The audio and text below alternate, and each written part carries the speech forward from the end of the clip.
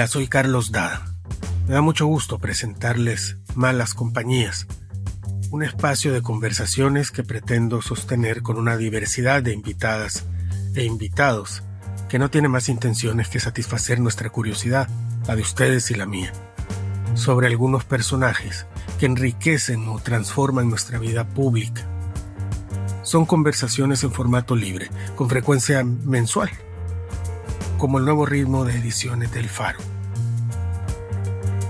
Les prometo malas compañías en esta irremediable manía de seguir expresándonos cuando todo lo que no responde a los discursos oficiales es considerado indeseable. La mejor muestra es mi primera invitada, una legendaria nicaragüense que se presentó al mundo en agosto de 1978, fusil en mano, comandando un grupo de guerrilleros sandinistas en la toma del Palacio Nacional de Managua.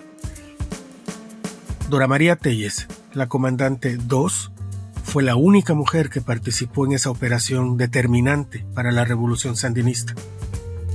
Tras la caída de la dictadura de Anastasio Somoza, fue nombrada ministra de Salud en el primer gobierno revolucionario y después, ya en la era democrática, fue diputada por el Frente Sandinista. Sus exigencias de democratización al interior del Frente la llevaron a un rompimiento con el partido. Continuó su lucha política como dirigente del Movimiento de Renovación Sandinista. Tras la revuelta de abril de 2018 y la dura respuesta represiva del régimen de Daniel Ortega, Dora María Telles fue detenida y recluida en la tristemente célebre cárcel del Chipote, la misma que alguna vez sirvió para torturar a los presos políticos de la dictadura somocista a la que ella ayudó a derrocar. 40 años después, el dictador es su antiguo compañero de armas, Daniel Ortega. La prisión le impidió a Dora María Telles recibir personalmente el doctorado honoris causa que le entregó la Universidad de la Sorbona, en París. Su encarcelamiento duró 606 días, hasta que en abril de 2023 la dictadura nicaragüense la metió en un avión con otros 221 presos políticos y los envió a Washington. A todos los despojó de su nacionalidad y de sus propiedades. Dora María Telles vive ahora exiliada en España, el país que le ofreció la ciudadanía. Ahí escribe sus memorias, que son las de medio siglo de historia de Nicaragua. Desde ahí también nos recibe para abrir este espacio. Malas Compañías. Dora María, bienvenida, qué gusto tenerte aquí. Muchas gracias, Carlos, por esta invitación a este podcast, y además que es un podcast, digamos, el inaugural de esta serie. Así que te agradezco mucho. Y con invitada de honor. Yo quisiera comenzar preguntándote cómo estás. Bien, bastante bien en lo que cabe. Puedes decir, el exilio siempre es un desafío tremendo, cotidiano. Pero estoy bastante bien, muy bien. Creo que es el mejor tiempo que he estado desde que salí de la cárcel. Bien de salud, anímicamente bien y trabajando. Y además en un lugar agradable, ¿verdad? Ya fuera de las tensiones de los Estados Unidos, porque los Estados Unidos, que es hasta donde estuve hasta diciembre, está en una situación sumamente crítica, pues. Entonces yo estoy ya ahora bastante tranquila, bastante bien. Ya vamos a hablar un poquito de Estados Unidos. Solo para hacer la cuenta, saliste o te sacaron de tu patria, de Nicaragua, hace poquito más de 2 años, 9 de febrero de 2023, que te sacaron de la cárcel y te metieron en un avión, te desterraron y te despatriaron junto con otros 221 presos políticos porque hasta te quitaron la nacionalidad. Sí, todo. ¿En dónde estás ahora? Estoy en España ahora, porque al día siguiente que llegamos a Washington y que conocimos que nos habían quitado la nacionalidad, el gobierno español hizo una oferta de concedernos la nacionalidad por naturalización a quienes lo solicitaran. Considerando que estábamos, digamos, en calidad de apátridas. Entonces yo opté por hacer la solicitud de nacionalidad inmediatamente y 3 meses después ya apareció el, eh, el boletín oficial del Estado español con la naturalización y ya después solo quedó el juramento y el pasaporte y eso, de manera que yo soy, digamos, ciudadana española en toda regla, pues. Lo cual, pues, con mucha gratitud lo digo porque eh, pues eso me permite a mí viajar, me permite circular, me permite establecerme en un lugar con plenos derechos y obligaciones, obviamente, pero digamos trascender un poco esta calidad de apátrida a la cual nos condenó el régimen de los Ortega Murillo, ¿no? Pero además, como bien decís, a tiempo saliste de Estados Unidos hacia otro destino, porque yo acabo de ver algunos compatriotas tuyos, colegas míos en Estados Unidos que están muy ansiosos por lo que está pasando allá. Es una situación muy difícil. Yo, la comunicación que tengo yo con los nicaragüenses que están allá, de lo que tenés gente con ansiedad, con angustia, con preocupación sobre sus trabajos. Yo estoy bien preocupada porque, digamos, en Estados Unidos hay por lo menos medio millón de nicaragüenses y solamente con el parol, que es la figura con la que yo llegué, el parol humanitario, hay 93,000 nicaragüenses, de los cuales 60,000 no habían aplicado a un cambio de estatus migratorio. Es decir, esos 60,000 son susceptibles de ser despachados de inmediato de los Estados Unidos. Fíjate, Dora María, que hace poco que en Estados Unidos me encontré con varios colegas nicaragüenses.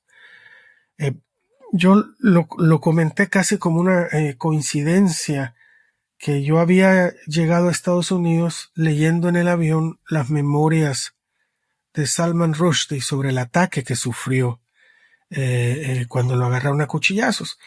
Y en ese libro él está hablando de los versos satánicos, de las amenazas que le cayeron, y él dice esta frase que a mí se me quedó grabada.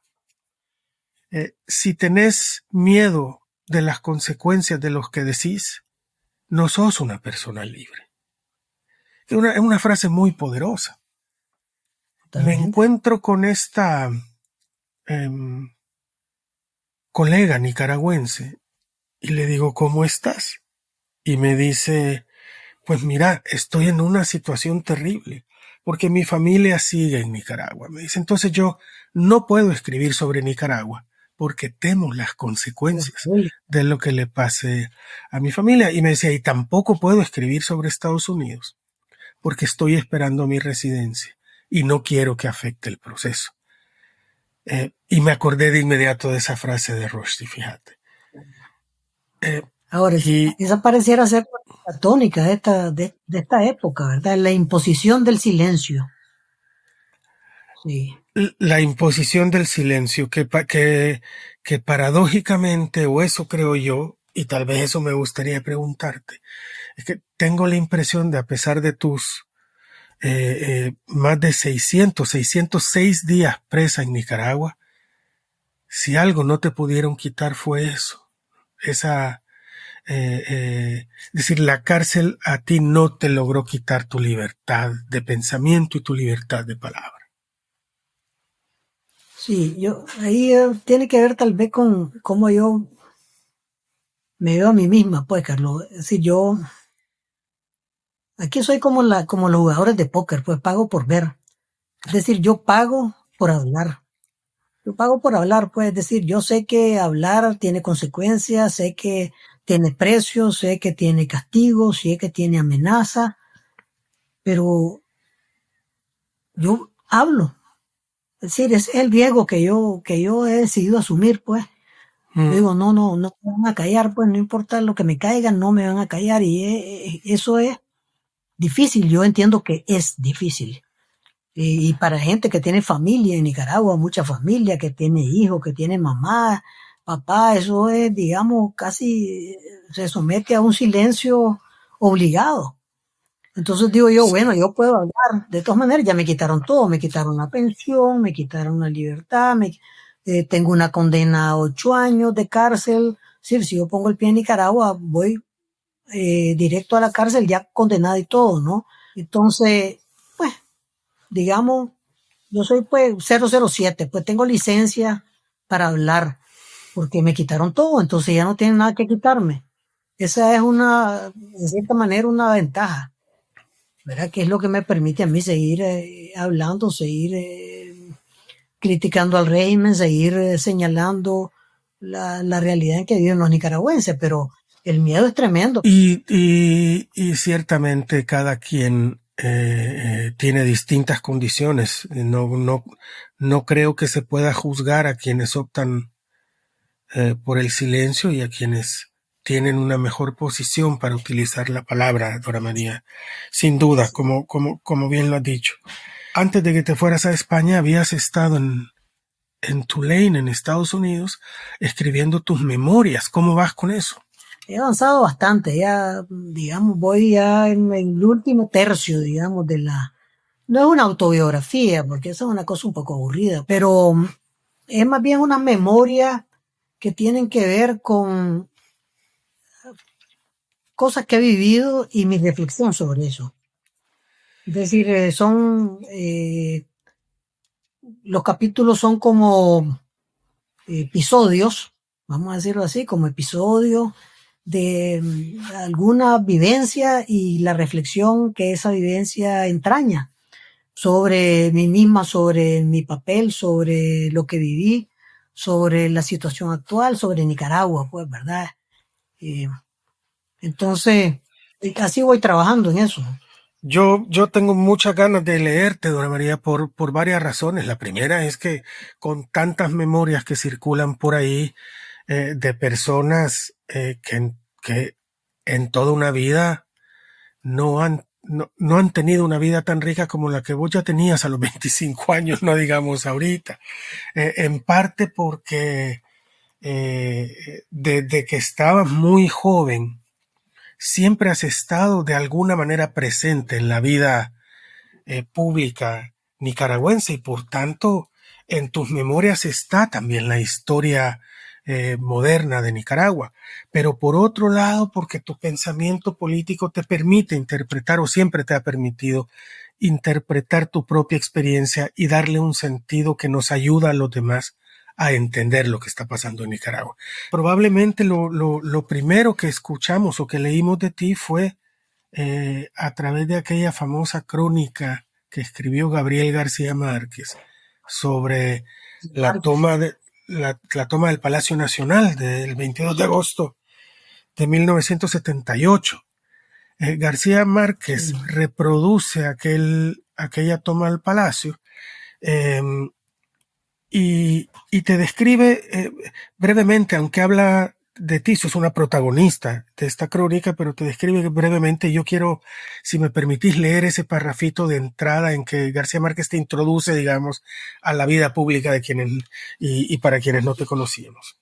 Y dice, la número 2, única mujer del comando, es Dora María Telles, de 22 años, una muchacha muy bella, tímida y absorta, con una inteligencia y un buen juicio que le habrían servido para cualquier cosa grande en la vida.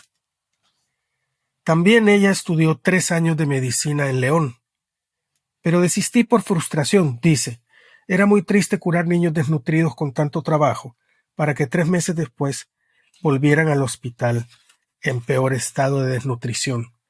Procedente del Frente Norte Carlos Fonseca Amador, ella vivía en la clandestinidad desde enero del 76.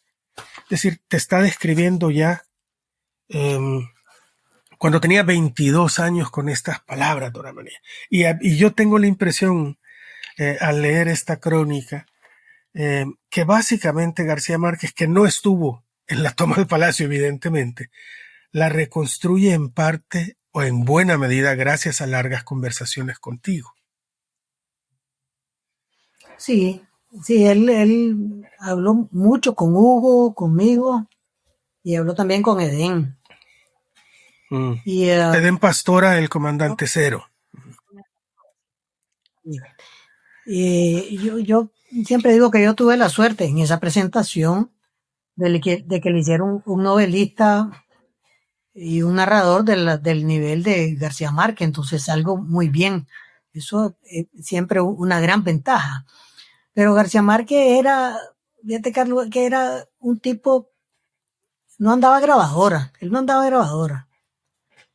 Él era del periodista clásico de libreta pequeña, esa que tiene en espiral, y su lápiz, pues, de tinta. Entonces él tomaba nota y tomaba nota. Es decir, no es, ese artículo, esa crónica que él escribe no es un producto de una cosa grabada, él iba tomando nota. Él es un cronista extraordinario, con una gran memoria. Tuvimos la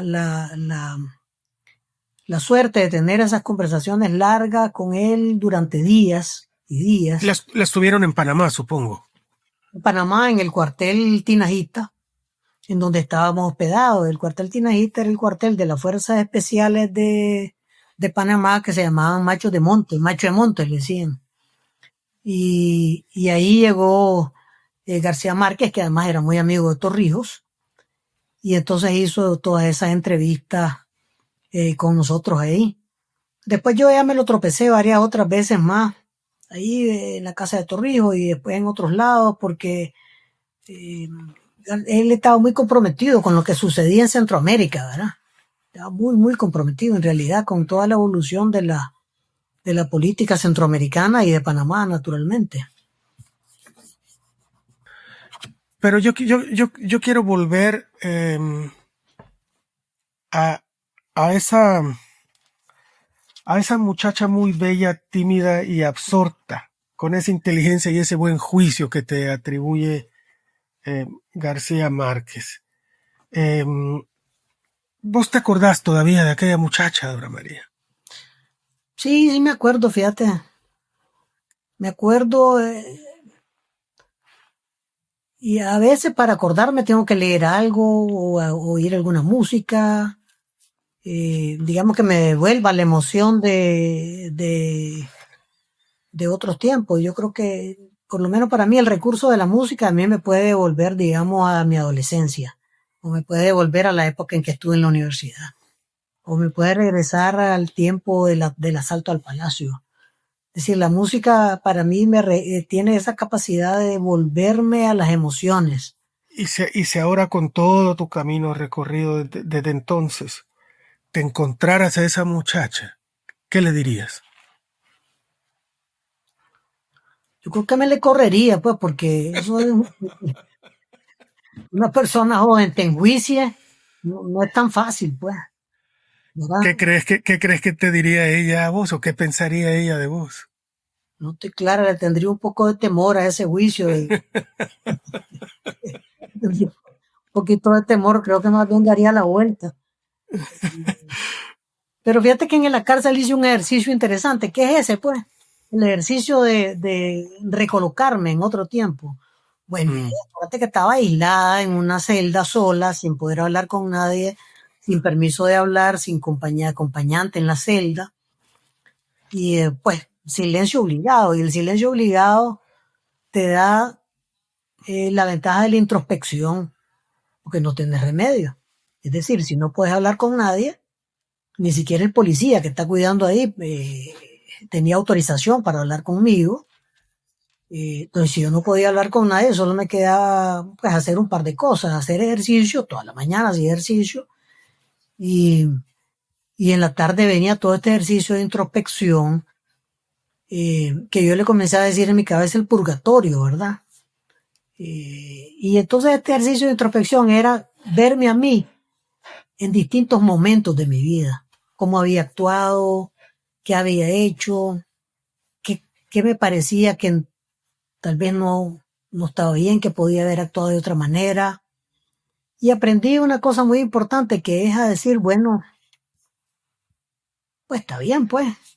Yo tengo empatía con esta joven, ¿verdad? Y sus dilemas, y sus desafíos, y sus errores, y sus virtudes.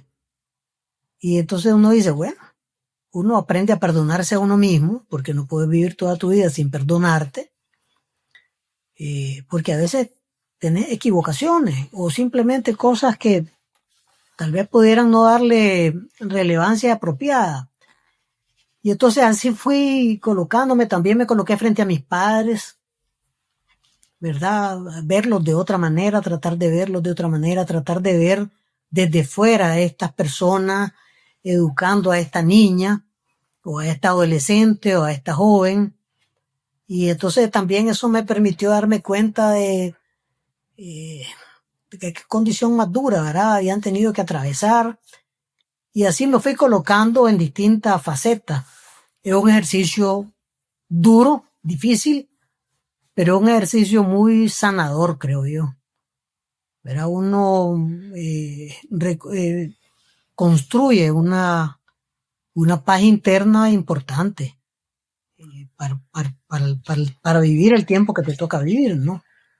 Y yo supongo que eso ha sido parte también de lo que te llevó en cuanto saliste a tratar de convertir esas reflexiones en unas memorias que fueran también accesibles o que se pudiera compartir con el resto de la gente. Y por eso te preguntaba yo por esta muchacha de 22 años, porque yo supongo que en este proceso de introspección que nos has compartido y en el proceso de escribir tus memorias, has tenido que revisitar todos esos años y otros eventos. Ahora decís, he aprendido a perdonarme. Ya nos contarás si querés, Dora María, de qué te has tenido que perdonar. Pero yo, por ejemplo, me estaba acordando de algo que vos no tenés ninguna razón para recordarte, pero yo te conocí a finales de qué mes habrá sido. Bueno, durante las campañas electorales de 2001, cuando los candidatos al final fueron el vicepresidente Enrique Bolaños y Daniel Ortega. Y yo te conocí en la casa de Daniel Ortega, donde había llegado como líder del Movimiento de Renovación Sandinista a firmar un acuerdo con Daniel Ortega. Sí. Eso fue en 2001. Yo me recuerdo perfecto, yo te digo, tú no te tendrás que recordar, ahí había tanta gente, tantos periodistas y muchos periodistas muy, muy importantes que yo afortunadamente pasé desapercibido, pero yo sí recuerdo con mucha presencia en mi vida ese momento en que fuiste a firmar ese acuerdo con Daniel Ortega. Cuando revisitas, por ejemplo, ese momento, ¿cómo lo reflexionás ahora a años de distancia? Fíjate, Carlos, que yo, digamos, ese momento político, un momento bien interesante porque, es decir, había un grupo importante de líderes políticos de distintas corrientes políticas que nos unía el sentimiento de riesgo que significaba la prolongación del modelo de Arnoldo Alemán en el poder. ¿Verdad? Ese fue, digamos, el sentido principal de esa alianza. El gobierno de Bolaño era un gobierno, digamos, desde el punto de vista económico, profundamente neoliberal y, digamos, de una visión de que desde la perspectiva del enriquecimiento empresarial nada más, y abandona incluso todos los programas de reducción de pobreza que se habían establecido desde principios de los años 90, cuando se hicieron estos planes de amortiguamiento social de la reforma estructural económica que impulsó el gobierno de doña Violeta. Pero en términos políticos, el gobierno de Bolaño tenía bastante tolerancia. Tolerancia, digamos, general. En términos políticos, Bolaño era pues una persona a la que no le molestaba la oposición, no tenía animadversión con la oposición y que terminó colocando al propio Arnoldo Alemán en un predicamento difícil, prácticamente en la cárcel. Esa es una cosa sumamente curiosa, es decir, ¿cómo podíamos adivinar que eso podía suceder? Era difícil, ¿verdad? Porque, bueno, la política nicaragüense tiene esos bemoles, pero pues ahí uno puede alegar que todas estas personas que nos reunimos en torno a este modelo que se llamaba la Convergencia Nacional, pecamos tal vez de ingenuidad o de aflicción, ¿verdad? Que puede pecar de aflicción en política, es decir, hay fenómenos que te resultan aflictivos y vos decís, no, tenés que detener esto y tratas de hacer un esfuerzo para detenerlo y bueno, no podés, pero tampoco en ese momento era un momento en el cual Ortega parecía estarse replegando del modelo de pacto que había hecho con Arnoldo Alemán. Y yo no sé si vos te acuerdas de ese documento que nosotros firmamos un documento, insistimos en firmar un documento. Ese documento que nosotros firmamos establecía claramente las reglas del respeto a la institucionalidad, de los procesos de democratización que hay que impulsar desde la convergencia, pero también del rechazo al pacto con Arnoldo Alemán y a las consecuencias que el pacto había tenido en la institucionalidad nicaragüense. Cuando después evaluamos que Ortega violaba esas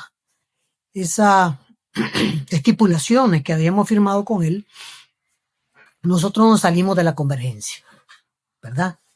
Y pues ya no seguimos ahí, porque ya se vio que el camino que Ortega llevaba era el que había arrancado desde hacía años y no había variado ese objetivo de conseguir el poder político de cualquier manera.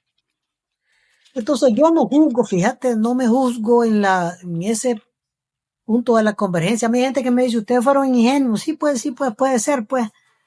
¿Verdad? Pero la verdad es que en política no hay garantías. ¿Verdad? Yo siempre digo a la gente, bueno, pero ¿qué garantías dan de que no va a cumplir ninguna? Nadie te da garantías en política. La política es como el matrimonio, no tenés garantizado nada. No tenés garantizada la fidelidad, no tenés garantizado el tiempo, no tenés garantizada la estabilidad, no tenés garantizado el amor, no tenés garantizado nada. Nada hay garantía. ¿Te casés o no te casés? ¿Verdad? No hay ninguna garantía. Claro, digamos que el atenuante aquí es que tampoco había mucho de dónde agarrarse para siquiera tener esperanza de la posibilidad de que se respetara, porque estabas hablando de un Daniel Ortega a quien conocías muy bien. De hecho, te saliste del sandinismo cuando ustedes intentaron oxigenar y democratizar el Frente Sandinista y él mismo puso ahí una pared. Es decir, no era necesario llegar hasta Daniel Ortega para saber que no era precisamente un demócrata. Posiblemente, o al menos esa es mi interpretación, corregime por favor, Dora María, su momento más demócrata en la historia había sido hasta entonces y sigue siendo el admitir la derrota ante Violeta Chamorro. De ahí en fuera no es muy difícil encontrar otro momento. Pero no solamente eso, Carlos. Digamos, admitir la derrota frente a doña Violeta es el hecho político más notable, digamos, del Frente Sandinista abriendo espacio para una democracia en Nicaragua. Es decir, es una continuidad y una transición a la democracia de manera relevante. Y lo más interesante de todo es que el Frente Sandinista jamás reconoció como un logro haber construido un sistema electoral que hacía que otro partido, que no fuera el partido en el poder, pudiera ganar una elección, lo cual nunca había sucedido en Nicaragua. ¿Verdad? La alternancia de un partido a otro era mediante la guerra. Nunca hubo una transición pacífica del poder. ¿Verdad? Era la guerra, pues. Una vez que un partido llegaba al poder, ahí se instalaba hasta que te sacaban a palo, pues, y a tiro. La novedad era, en 1990, que se estableciera una transición pacífica del poder, pero el Frente Sandinista no pudo reconocer jamás eso como un éxito de la revolución sandinista, ¿verdad? Sino que fue como una maldición en realidad, que ha pesado en todo lo que sucedió posteriormente, ¿no? Vistos los hechos, yo quisiera más adelante hablar un poco de el orteguismo, el sandinismo y la revolución, pero ahora que estás mencionando esto, fíjate que te leí hace poco, te volví a leer, mejor dicho, en una conversación que tuviste con Carlos Fernando Chamorro para el especial que sacamos como revista sobre los 25 años del Faro. Y ahí mencionabas algo que a mí me llamó mucho la atención. Nunca analizamos con profundidad la dictadura somocista. Y yo tenía la idea de que tan la habían analizado que eso es la revolución sandinista. Pues no. Es decir, Pues sobre... en realidad, eso es lo más paradójico de todo, que la crítica al modelo de la dictadura somocista, el modelo político de la dictadura somocista, nunca se hizo a profundidad.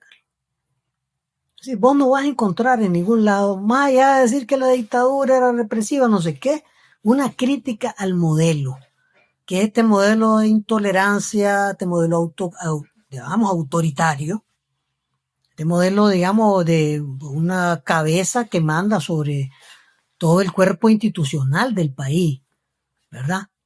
Y este sistema de una dictadura que, claro, yo viví la dictadura en varias etapas. En los años 60, la dictadura somocista, pues, era tolerable. No, si no te metías mucho con ellos, pues ellos no se metían con vos, ¿verdad? Después ya ellos se metieron con todo el mundo, que es lo que pasa ahora con los Ortega Murillo, que se meten con todo el mundo, pues ya no importa, ¿no? Pero como no se hace la crítica del modelo, en la Constitución de 1987 se hace un volcado institucional en la misma matriz autoritaria, la misma. Un sistema, y además empeorada por el hecho de estar enfrentando una guerra con la cual se legitima, ¿verdad?, la mayor centralización de poder en la presidencia de la República. Entonces, cuando doña Violeta gana las elecciones, el poder presidencial es gigantesco, porque la Constitución del 87 estableció un poder gigantesco para el presidente de la República y disminuido para el resto del sistema institucional nicaragüense. Pero la revolución no avanzó nada. Es decir, se montó en un modelo representativo, el mismo modelo representativo de los Somoza, una elección por listas, es decir, no cambió nada en realidad.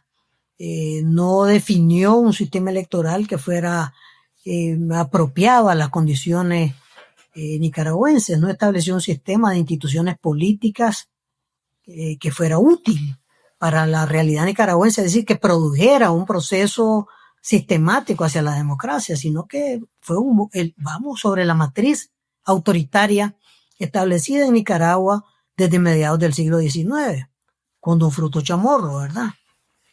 Si vos lees a Fruto Chamorro, te vas a dar cuenta de que esa matriz autoritaria ahí va, ¿verdad?, permanente. Recorre la dictadura de Zelaya, recorre la dictadura de los Somoza, recorre los gobiernos conservadores y se traslapa a la revolución sandinista y vuelve al punto en el año 98.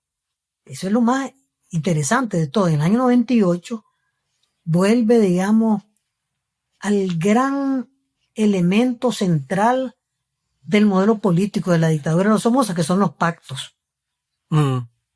Se hace el pacto entre Daniel Ortega y Arnoldo Alemán, ¿verdad?, ya para completar pues el modelo, y después todo el establecimiento del régimen de esta dictadura, los Ortega Murillo, pues vas a ver cómo va siguiendo el patrón de Somoza García, y este patrón corporativista, ¿verdad? Y es tremendo eso, pero eso lo que te dice es que el posicionamiento frente al sistema político tiene que hacerse deliberadamente. Claro. Tiene que ser deliberado, tiene que haber objetivos claros. Pero si a mí algo me ha sorprendido, y en general hablo con generalidades, es que parece que los y las nicaragüenses fueron los últimos en darse cuenta que Ortega había secuestrado al sandinismo y que el sandinismo había secuestrado al Estado. Dora María, yo te cuento una anécdota personal. Hace 20 años, cuando Ortega regresó al poder, a mí me impresionó mucho, viniendo de aquel El Salvador, no de este. Me impresionó mucho llegar a la frontera, es decir, viajando por tierra, saliendo de Honduras, llegar a la frontera nicaragüense y encontrar en las oficinas de migración y de aduanas la bandera de Nicaragua y la bandera del Frente Sandinista. Es decir, ya entonces la confusión entre partido y Estado era absoluta y parecía que para los nicaragüenses aquello era parte de una normalidad política, pues. Y Esa confusión partido-estado se produjo también durante la revolución. claro, Era menos ostensible porque pues había un proceso revolucionario, qué sé, pero y ahora es partido familia, ¿verdad? Ya no es, no es partido-estado, sino familia-estado. Ya llegamos a un punto todavía más crítico, ¿verdad? pero yo te contaba esto porque yo tengo algunos amigos en Nicaragua que fueron sandinistas, que hoy están exiliados, y que cuando yo les digo, les pregunto de cuando fueron sandinistas, me corrigen y me dicen, no, yo sigo siendo sandinista. Lo que pasa es que no soy orteguista. Es Ortega quien tiene secuestrado al partido. Y entonces yo siempre me acuerdo de esta confusión entre partido y Estado, ya desde entonces que parecía no molestarles. Y ahora me pregunto exactamente qué es el sandinismo, qué es el orteguismo, y si puede uno sobrevivir sin el otro. Pues es el gran dilema del sandinismo, ¿verdad? Y cuando digo sandinismo ni siquiera me refiero al Frente Sandinista. El Frente Sandinista creo que es un partido que tiene un predicamento gravísimo, es decir, por su participación en la represión. En la represión del 2018 y 2019, donde se utilizaron los locales del Frente Sandinista y la estructura del Frente Sandinista y los secretarios políticos del Frente Sandinista como instrumentos de la represión, y hay muertos, ¿verdad? Es decir, hay muertos, hay heridos, hay secuestrados, hay torturados en esas condiciones. Es decir, el Frente Sandinista tiene una situación muy difícil en una transición a la democracia en Nicaragua. Pues tendrá que participar o no se sabe, pues, lo que quieran, ¿verdad? Pero ahí está completamente comprometido y eventualmente tendrán que rendir cuenta, ¿verdad? Pero el sandinismo, la pregunta es, ¿existe un sandinismo fuera del Frente Sandinista? Aparte del Frente Sandinista. Es decir, lo que te dicen a vos, y yo me siento sandinista, pues que yo soy sandinista, ¿te lo dicen respecto al Frente Sandinista o te lo dicen respecto al sandinismo de Sandino? ¿Verdad? Porque ese es el punto. Es decir, si te lo dicen respecto al Frente Sandinista, digamos, pues la ilusión de lo que nunca va a volver. Jamás va a volver a haber un Frente Sandinista, digamos, como partido revolucionario. Eso no va a existir nunca más, ya eso está muerto. Es decir, la familia Ortega Murillo parasitó al Frente Sandinista y lo mató. Mató su institucionalidad, mató su estructura, mató su composición, mató todo. Mató el sistema completo. Fíjate que mató sus utopías. Sí, todo, se voló todo.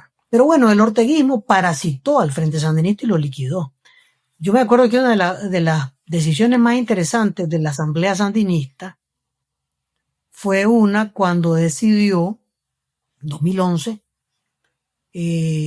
la decisión no de la Asamblea, el Congreso del Frente Sandinista decidió que le correspondía al secretario general del partido decidir quiénes eran los candidatos del partido para las elecciones. ¿Estamos claros? Sí.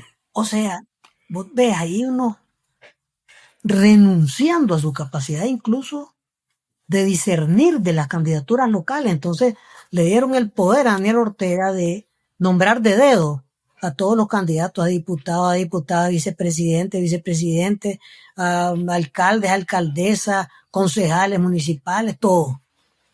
Es decir, prácticamente el partido se autoliquidó, ¿verdad? Eso no existe. Entonces, ¿a qué sandinismo se refiere, verdad?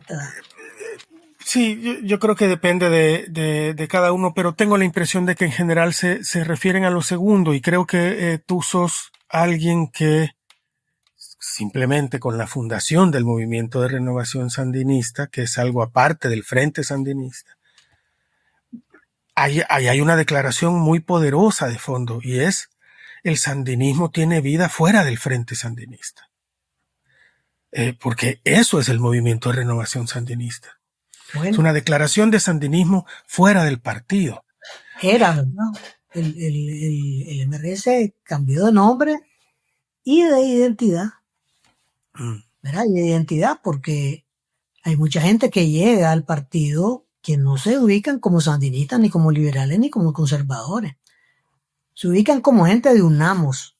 Es decir, ahí hay gente que dice, no, yo me siento sandinista, no, yo me siento liberal. Pues todos coincidimos en sentirnos como UNAMOS, pero ya la identidad del partido cambió. Y cambió porque reconoció que era equívoco en estos tiempos sostener una identidad que había producido una dictadura. Es decir, nosotros tenemos que reconocer con toda claridad, ¿verdad? Y no es fácil, que en Nicaragua todas las ideologías, todas las corrientes políticas han engendrado una dictadura. Los liberales engendraron 2 dictaduras. La dictadura de Zelaya y la dictadura de Somoza. Los conservadores engendraron por lo menos una. La dictadura de Martínez, ¿verdad? Mediados del siglo XIX. El sandinismo engendró una. Entonces, y hay gente que dice que 2. Tenemos que reconocer que las corrientes políticas nicaragüenses no han sido corrientes políticas democráticas. Esa es la verdad. Han engendrado dictadura, y que eso tiene que ver con nosotros los nicaragüenses. Tiene que ver con nosotros, con cómo nosotros nos colocamos frente a nosotros mismos, ¿verdad? Y a nuestra cultura política, pues. Explícame un poco eso, porque sí, justamente los políticos son parte de la sociedad, pues si todos engendran dictaduras, y si lo extiendo un poco más a Centroamérica, nuestras vidas democráticas son muy breves, Dora María. Asísima. ¿Por qué engendramos dictaduras? Porque tenemos la cultura política atrasada del hombre fuerte. Ahora, viendo lo que está pasando en Estados Unidos, uno llega a la conclusión de que no es solamente de sociedades de bajo nivel de desarrollo, porque también en Europa te encontrás básicamente lo mismo. Es decir, que es la cultura del hombre fuerte. Yo quiero un hombre fuerte que me resuelva los problemas que tengo. Y no importa que me quite cosas, pero que me dé otras. Que me dé esto, aunque me quite lo otro. Y en esa concesión es cuando nosotros cometemos el pecado más grande. Porque al que le das la libertad de que te resuelva un problema, aunque te quite libertades, en ese momento lo que estás es consagrando un dictador que te va a terminar dañando a vos mismo. Pero tenemos una cultura política escasamente democrática. Escasamente democrática. Fíjate que yo incluso veo que la cultura política democrática de El Salvador era más profunda que la de Nicaragua. Eso creíamos. Pues sí. Y nosotros hemos tenido una cultura política muy del caudillo, del hombre fuerte, ¿verdad? Y ahora, y peor todavía, son de familia en el poder, la familia Somoza, la familia Ortega, peor, ¿verdad? Sí. Sí, nosotros eso creíamos, pero ahora lo que estamos viendo es el engendro de una dictadura familiar también. Y Y nosotros a nuestros colegas nicaragüenses solemos decirles, ustedes vienen del futuro para nosotros. Y, hombre, y, y pensando en ese mismo sentido, ¿qué cosas crees tú que los salvadoreños deberíamos estar viendo en nuestro propio engendro de dictadura? ¿Qué cosas no estamos viendo? ¿Qué lecciones podemos aprender de los nicaragüenses para evitar llegar a donde ya están ustedes? fíjate, Carlos, que yo creo que uno de los grandes problemas es perder el límite, el sentido del límite, ¿verdad? Es decir, es creer de que no, hasta ahí va a llegar. No va a seguir con el resto. Es decir, yo me acuerdo haber andado reuniéndome con un montón de gente, acompañando a los presidentes del partido, a la presidenta del partido en esa época, tanto a Ana Margarita como a Suyén Barahona, en una serie de reuniones con un montón de sectores y después del 2006. Y nosotros les decíamos, y a Enrique Sáenz, que también era presidente del partido, le decíamos, miren, Ortega viene sobre todo el mundo, viene sobre todos. Bueno, y después él se fue primero a atacar a las mujeres, amenazaron a echar presa a 8 líderes feministas, y después, y vos ves que hubo gente que no se mosqueó, ¿verdad? Porque le parecía que hasta iba a llegar, pues que iba a golpear pues a toda esta gente que habían estado antes vinculados al Frente Sandinista y que era una enemistad pues ahí del grupo. Y así fue todo esto, ¿verdad? Digamos, todavía en el 2018, el día anterior a las grandes protestas del 2018, los gremios de la empresa privada seguían casados con el régimen de Ortega. Y cuando te digo casado, te lo digo constitucionalmente hablando. Es decir, la Constitución reformada en el 2014 había creado un Estado corporativo en el cual todos los gremios empresariales participaban en la estructura de poder del Estado. Entonces era un régimen autoritario corporativo. ¿Les molestaba eso al gremio empresarial? No, estaban tranquilos, estaban felices, contentísimos. Hasta el día anterior, ¿verdad? Bueno, y algunos siguen, Dona María, que yo creo que es una de las cuestiones que más solemos pasar de largo al analizar los procesos políticos en Centroamérica, el papel de los empresarios. El gran empresario centroamericano, si uno lo revisa en la historia, ha sido, con excepciones muy valiosas, pero poco democrático. En Nicaragua, yo insisto, el papel de Carlos Pelas, no solo antes de abril, sino después de abril también. Es exactamente lo que vos decís, es un gran capital muy poco democrático. En El Salvador, Nayib Bukele está montando su dictadura con la absoluta complicidad de gente como Roberto Crit, como Callejas, que se están, por supuesto, beneficiando de esta dictadura, de esta asignación de contratos a dedo, etcétera, etcétera, etcétera. Ahora, eso es de corto plazo, Carlos, eso. Es decir, en el fondo es un empresariado con visión cortoplacista, porque después vienen las grandes oleadas de rectificación de todas estas prácticas autoritarias y pierden. Y van perdiendo. Yo siempre digo que una de las grandes virtudes de los empresarios costarricenses es su visión de largo plazo. Ellos han pagado bienestar social y han pagado la estabilidad política de Costa Rica. Ellos su proyecto es hacer dinero todo el tiempo en el largo plazo. No es hagamos ya dinero porque todo esto se va a acabar y aprovechemos, no. Es decir, ellos, y pagar la estabilidad política ha sido rentable en Costa Rica.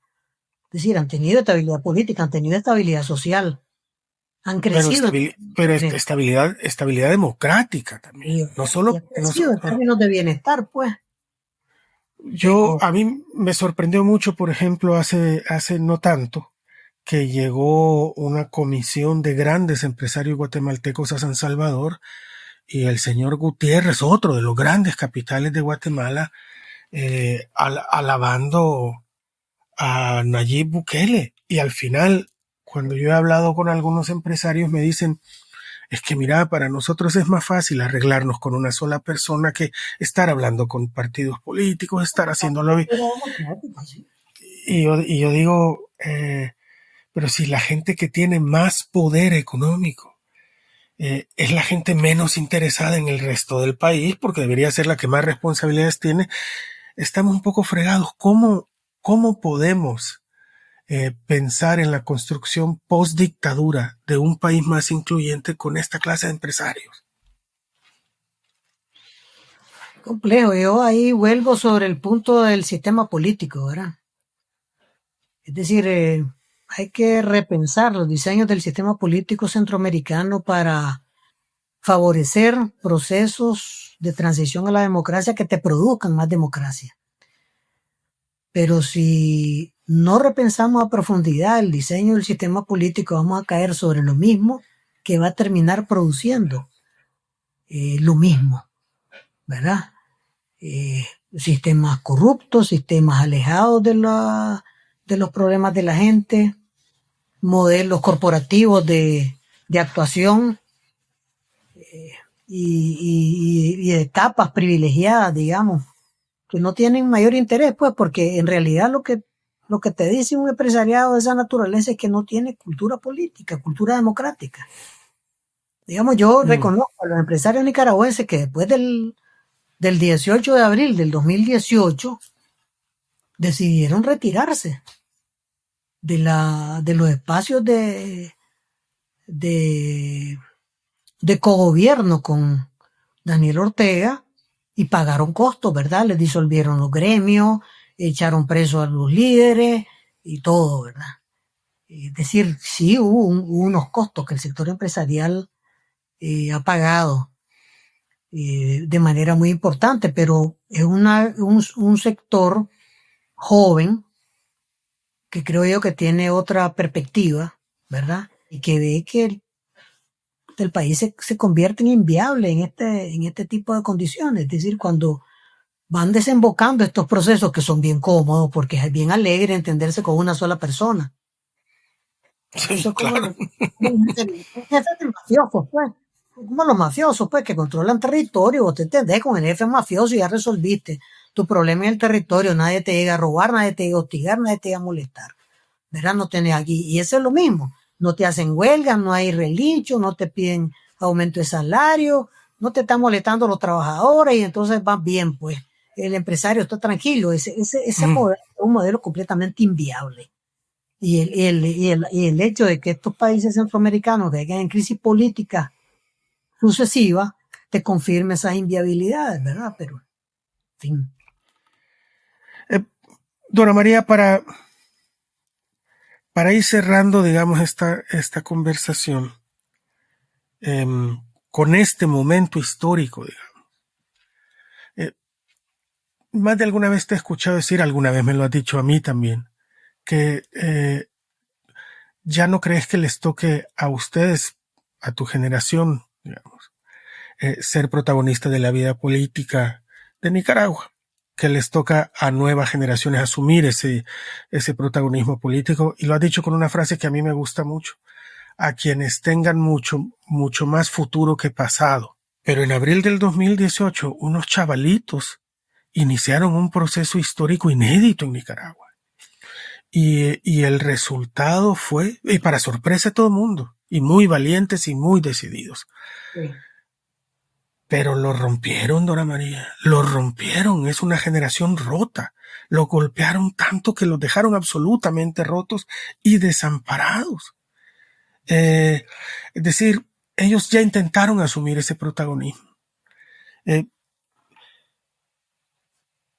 ¿Cómo les pedimos que lo sigan asumiendo? ¿Qué les dirías ahora a esos chavalos? O dicho en otras palabras, si vos tuvieras ahorita 18, 20 años, ¿qué harías? ¿Cómo se enfrenta hoy la disidencia y la resistencia a una dictadura?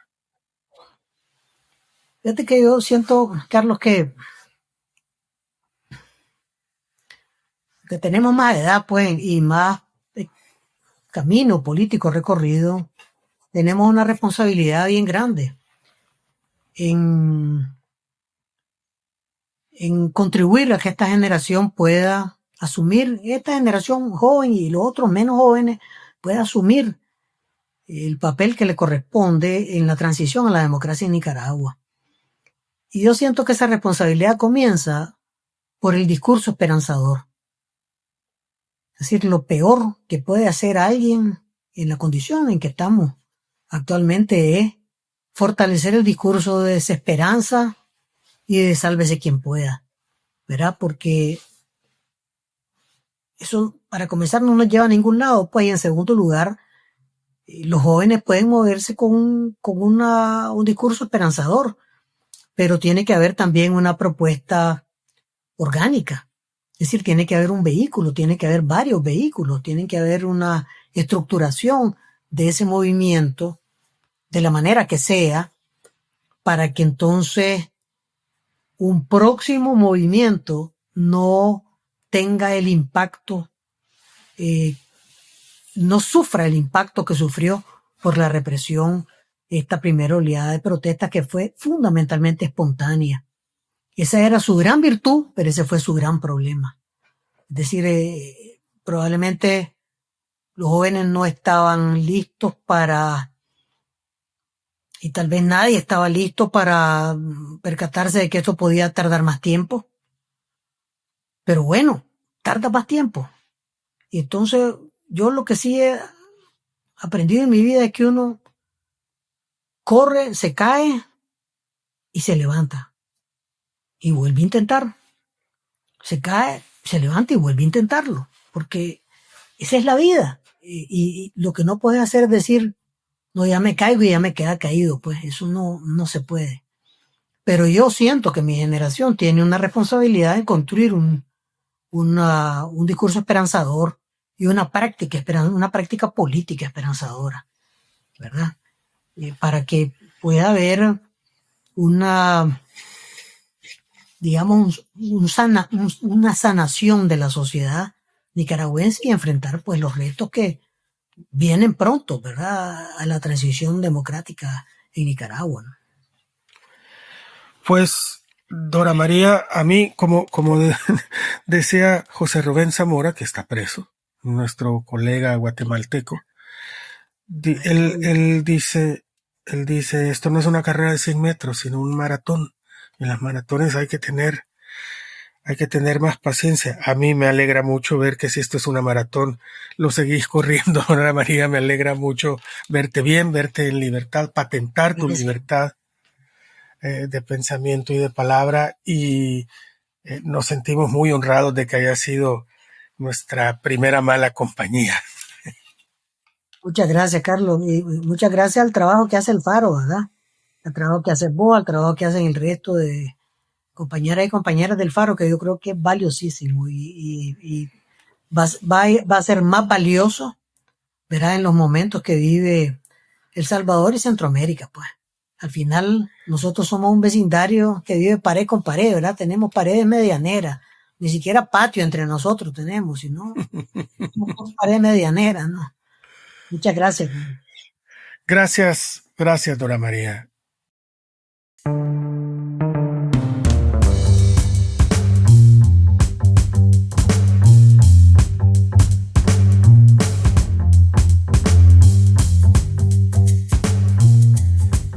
Escucha y suscríbete a El Faro Audio en Spotify, Apple Podcasts o iHeartRadio.